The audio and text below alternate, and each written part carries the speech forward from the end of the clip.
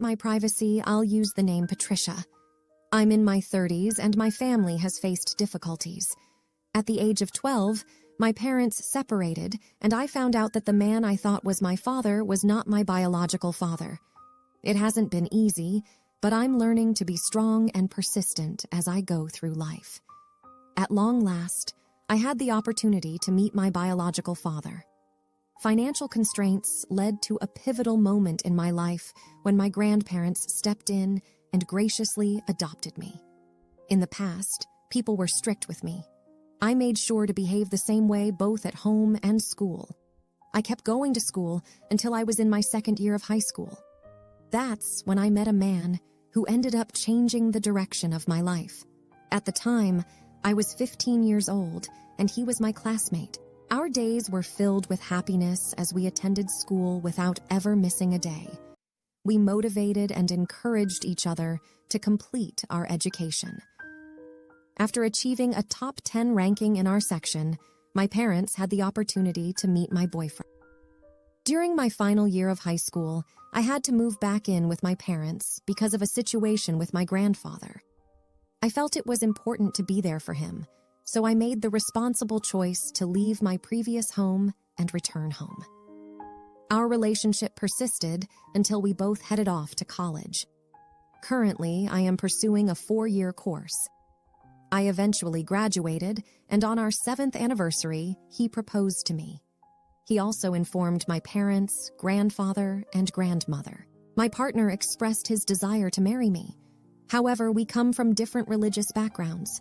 I explained to him that I have always dreamt of a church wedding, where I can walk down the aisle.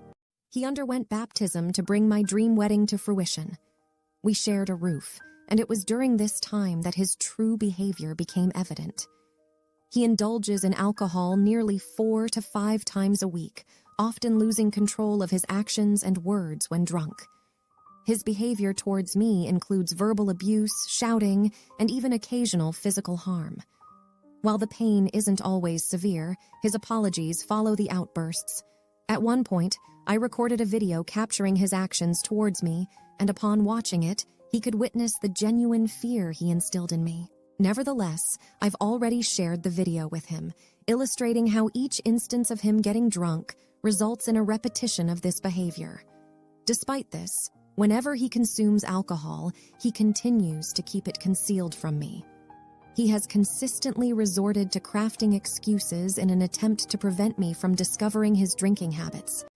This pattern has persisted over the span of 4 years since our wedding. He's addicted not just to drinking wine, but also to online gambling, specifically on chicken fights. Even when staying up late due to these online activities, he doesn't show any signs of stopping. I tolerated it for months as his entire salary went towards online gambling. I struggled to help him overcome this habit. Then one day, despite my busy work schedule, he continued to pester me, urging me to send him money for his online gambling. I've lost interest in him. For years, I've put up with his drunkenness and added online gambling. I asked him to leave our family's home, where we had been living together. Even during times of tension, I shielded him from any discomfort within my family, concealing his missteps due to my deep affection for him. Our disagreements remained hidden from my family's awareness. Endowed with considerable patience, I endured extensively. However, there came a point when this endurance reached its limit, compelling me to make the difficult decision to expel him. The subsequent day, he returned, arriving inebriated late at night. I found myself with no choice but to tend to him, helping alleviate the effects of his alcohol consumption. Just like in the past, I diligently cared for him, doing what I could to restore his well-being. After a few days had passed, he once again indulged in alcohol, prompting me to take the step of asking him to leave once more. Yet, the following day, he returned, his state still heavily influenced by alcohol. Once again, he extended his apologies and made promises of change. Our situation remained unchanged. I didn't mind his choice to drink, as long as his behavior while intoxicated didn't mirror past incidents. I proposed that we take a month-long break to allow emotions to cool down in the hopes that he might come to acknowledge his errors. Throughout the span of 12 years, from our courtship to our marriage, I had endured his behavior during his episodes of drunkenness. Recently, I learned from his brother that he was reveling in a newfound sense of independence, relishing in the feeling of youthfulness. During this period, tears were my constant companions. It was then that I found solace in the companionship of a coworker, someone I often shared meals with. The contrast was stark. Where my spouse had imposed a multitude of restrictions, this coworker encouraged my freedom. Upon learning of his newfound sense of liberation, I embraced actions I had previously been denied, not out of defiance, but due to a gradual reclamation of my independence. This process introduced me to a world of laughter and carefree moments, a refreshing antidote to the sorrow I had been carrying. Over time, I found myself falling in love with my coworker, swept up in shared laughter and the release of pent-up emotions. This relationship served as a balm, easing the burden of my inner sadness. Around a month later, I received a call from my husband, the timbre of his voice indicating a deep intoxication. He declared his newfound happiness, asserting that he no longer required my presence. He articulated a desire for an unencumbered life, free from any external influences, including mine. Throughout my life, I've kept my marital issues private, not sharing my husband's problems with anyone. However, my patience reached a breaking point, and I confided in my best friend, family, and coworker. Their surprise was palpable. They had no inkling of the hidden turmoil. That was the turning point.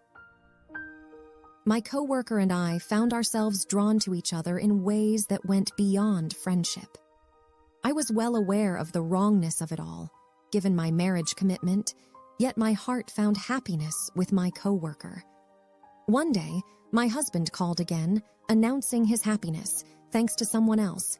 He proposed an agreement. We should mutually decide to cease caring about each other. As time progressed, my coworker and I blossomed into a relationship akin to sweethearts, our bond resembling that of best friends. We navigated cautiously, steering clear of gossip and adhering to the knowledge that our connection was forbidden due to my marriage.